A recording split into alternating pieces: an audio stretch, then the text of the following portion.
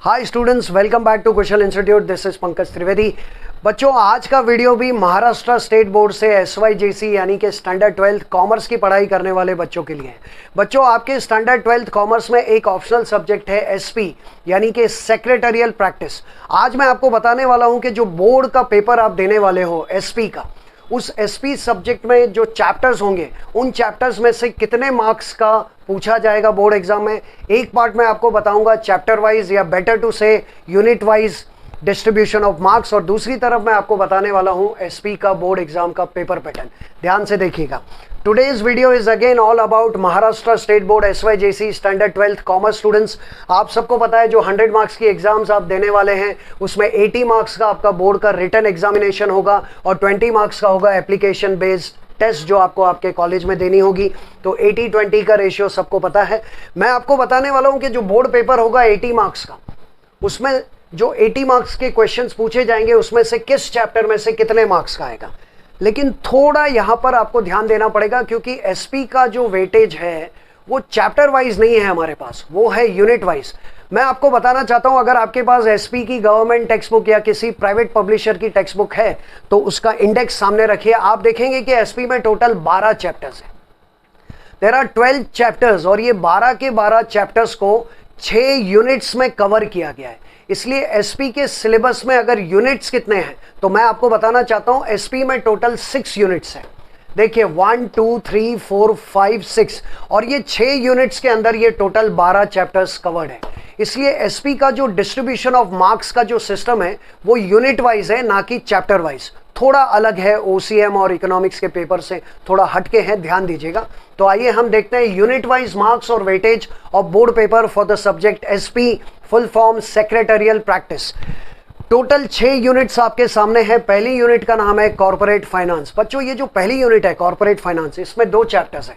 Chapter number 1 जिसका नाम है इंट्रोडक्शन टू कॉर्पोरेट फाइनेंस और चैप्टर नंबर 2 जिसका नाम है सोर्सेज ऑफ कॉर्पोरेट फाइनेंस। ये दोनों चैप्टर्स मिला के एक यूनिट बनता है जिसका नाम है कॉर्पोरेट फाइनेंस, और ये दोनों मिला के आपको बोर्ड एग्जाम में पूछा जाएगा विथ ऑप्शन 25 मार्क्स का, लेकिन आपको लिखना है 17 मार्क्स का। As usually you can see कि यहाँ पर जो मार्क्स है वो ऑप्शन के साथ है और यहाँ पर जो मार्क्स है वो ऑप्शन काट के। आपको विथ ऑप्शन पूछा जाएगा 25 मार्क्स, लेकिन आपको लिखना है 17 मार्क्स। आपको कितना लिखना है, कितने मार्क्स का लिखना है, उस पर आप सबका ध्यान होना चाहिए। First unit corporate finance, 2 chapters are covered with option 25 without option 17। Second unit का नाम है कैपिटल रेजिंग। इसमें 3 चैप्टर्स आते हैं। कैपिटल रेजिंग यूनिट है जिसमें 3 चैप्टर्स है, चैप्टर नंबर 3, 4 एंड 5। 3 का नाम है इश्यू ऑफ शेयर्स, 4 का नाम है इश्यू ऑफ डिबेंचर्स और 5th का नाम है डिपॉजिट्स। ये तीनों चैप्टर्स मिला के एक यूनिट बनता है। यूनिट का नाम है कैपिटल रेजिंग। उसमें विथ ऑप्शंस देखिए 35 मार्क्स का आएगा। सबसे ज्यादा वेटेज इन 3 चैप्टर्स का है। सबसे ज्यादा मार्क्स ये 3 चैप्टर्स आपको दिलाएंगे। अच्छी पढ़ाई करनी है बच्चों। 35 मार्क्स का और ऑप्शन काट के आपको अटेम्प्ट करना है 24। आपको अटेम्प्ट भी करना है, वो भी ज्यादा है, 24 मार्क्स। एंड उसके बाद आते हैं तीसरे यूनिट पे। तीसरा यूनिट जो है वो लेटर राइटिंग से है। जी हाँ, सेक्रेटरियल कॉरेस्पॉन्डेंस। कॉरेस्पॉन्डेंस का मतलब होता है राइटिंग लेटर्स। 3 अलग अलग लोगों को आपको लेटर्स लिखने होंगे और इस यूनिट में 3 चैप्टर्स कवर्ड है, चैप्टर नंबर 6, 7 एंड 8। 6 आपको बता रहा है करेस्पॉन्डेंस विद मेंबर्स, 7 आपको बता रहा है करेस्पॉन्डेंस विद डिबेंचर होल्डर्स और 8 आपको बता रहा है करेस्पॉन्डेंस विद डिपॉजिटर्स। ये 3 लोग, इन तीनों को कौन कौन से आप लेटर्स लिखोगे वो ये तीनों चैप्टर्स आपको सिखाएंगे और ये तीनों मिला के एक यूनिट बनता है, उसका नाम है सेक्रेटरियल करेस्पॉन्डेंस।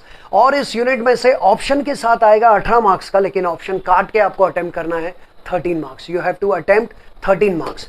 उसके बाद अगर आप ध्यान से देखें तो अगले यूनिट का नाम जो है वही चैप्टर का भी नाम है। नेक्स्ट यूनिट में एक ही चैप्टर है। अगली यूनिट का नाम है डिपॉजिटरी सिस्टम और इसमें एक ही चैप्टर है, चैप्टर नंबर 9। उसका नाम भी वही है, डिपॉजिटरी सिस्टम। और इसमें से आपको ऑप्शन के साथ आएगा 11 मार्क्स का, लेकिन आपको अटेम्प्ट करना है 7 मार्क्स। चैप्टर नंबर 10 में भी एक ही यूनिट है और एक ही चैप्टर है। एक यूनिट एक चैप्टर। 9 और 10 ध्यान से देखिए, 1 यूनिट 1 चैप्टर। नंबर 10 है payment of dividend and interest. Dividend और इंटरेस्ट किसको पे किया जाता है, उसके क्या रूल्स है, उसके डिस्टिंग्विशेस और उससे रिलेटेड कंपनी के प्रोविजंस, ये चैप्टर आपको सिखाने वाला है। और इसके अंदर एक ही चैप्टर है जिसका नाम है डिविडेंड एंड इंटरेस्ट, जिसमें से आपको 13 मार्क्स का ऑप्शन के साथ पूछा जाएगा। आपको अटेम्प्ट करना है 9 मार्क्स। और सबसे आखिरी यूनिट का नाम है बच्चों फाइनेंशियल मार्केट, जिसमें 2 चैप्टर्स हैं, chapter number 11 and 12। Financial market chapter number 11 और 12 का नाम है बच्चों स्टॉक मार्केट। तो ये दोनों चैप्टर्स मिलके एक यूनिट होता है फाइनेंशियल मार्केट, जिसमें से ऑप्शन के साथ 14 मार्क्स और ऑप्शन काट के 10 मार्क्स। तो ध्यान से समझ लीजिए ये 6 यूनिट्स है, मगर इन 6 यूनिट्स के अंदर चैप्टर्स कौन कौन से कवर्ड है वो जरूर आप ध्यान रखें। फर्स्ट यूनिट में 2 चैप्टर्स है 1 और 2, सेकेंड में 3 है 3, 4, 5, थर्ड में 3 है 6, 7, 8, और फोर्थ में 1 है, फिफ्थ में 1 है, और सिक्स्थ में 2 चैप्टर्स है।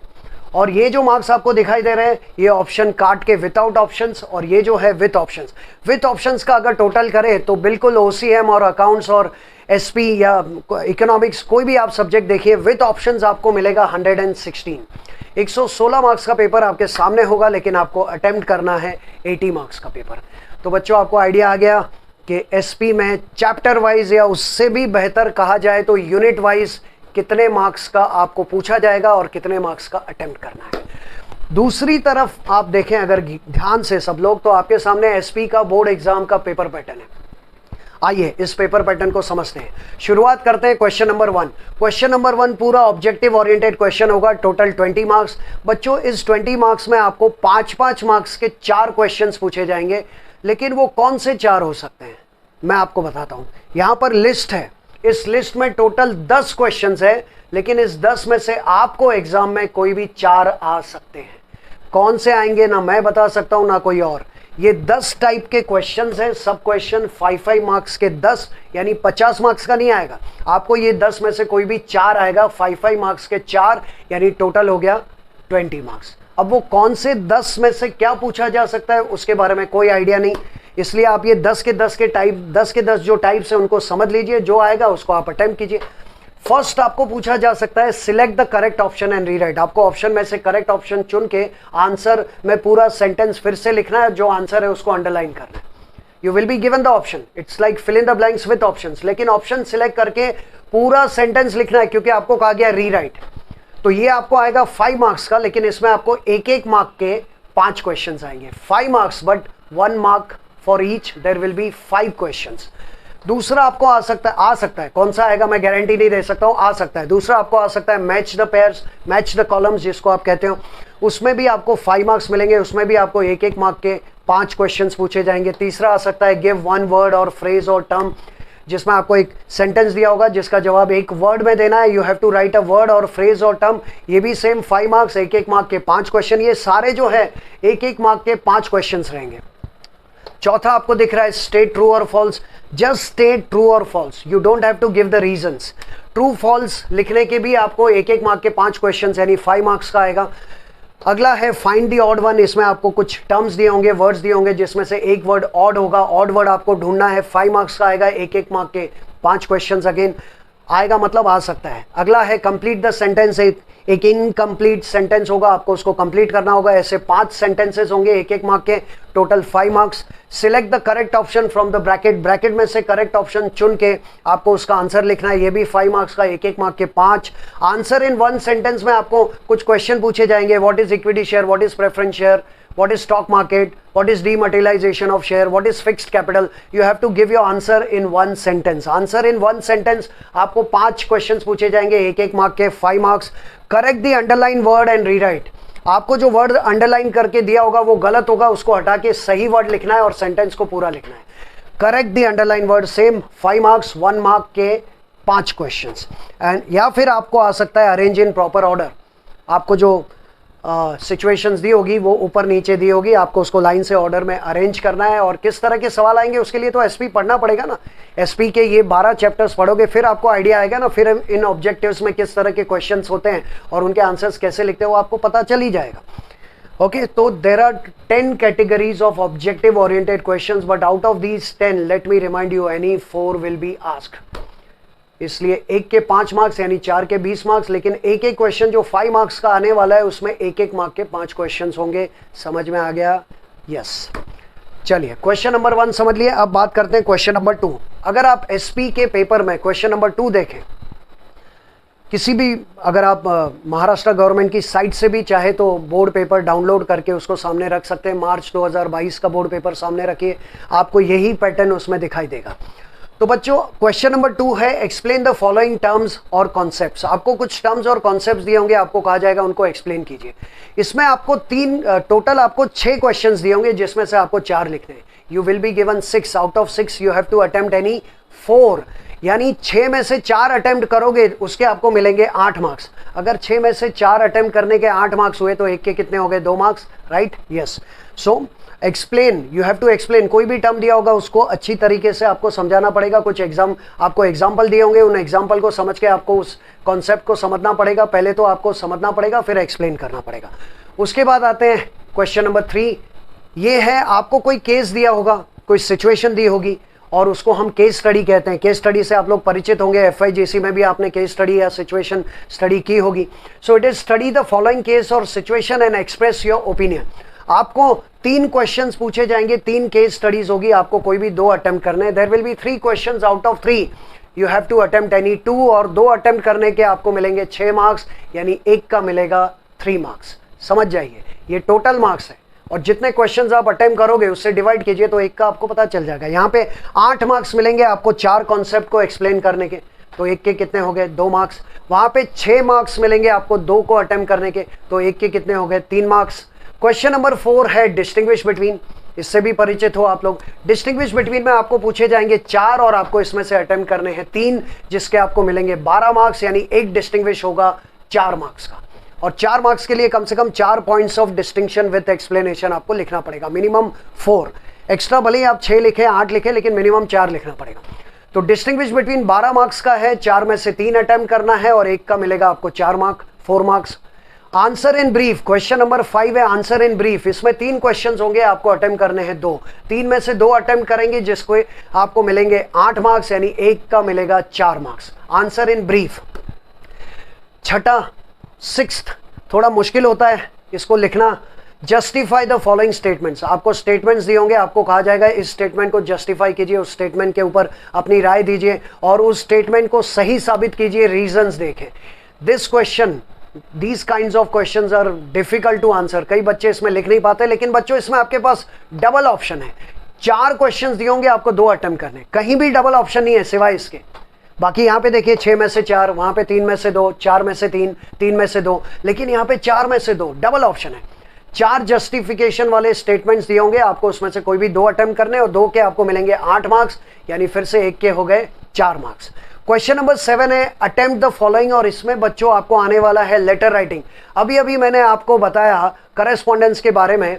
ये जो करस्पॉन्डेंस से रिलेटेड 3 चैप्टर्स हैं, जिस यूनिट का नाम है सेक्रेटेरियल करस्पॉन्डेंस, इन तीनों चैप्टर्स में से एक एक लेटर आपको आ सकता है।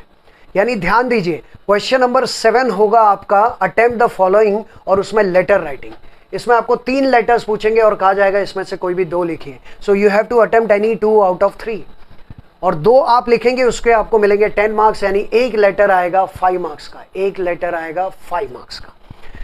और क्वेश्चन नंबर 8, सबसे क्वेश्चन भले ही छोटा हो लेकिन इसके आंसर्स बड़े होंगे, लॉन्ग आंसर। इसमें आपको 2 क्वेश्चंस पूछे जाएंगे और आपको एक ही अटेम्प्ट करना है और एक का आपको मिलेगा 8 मार्क्स, 8 मार्क्स।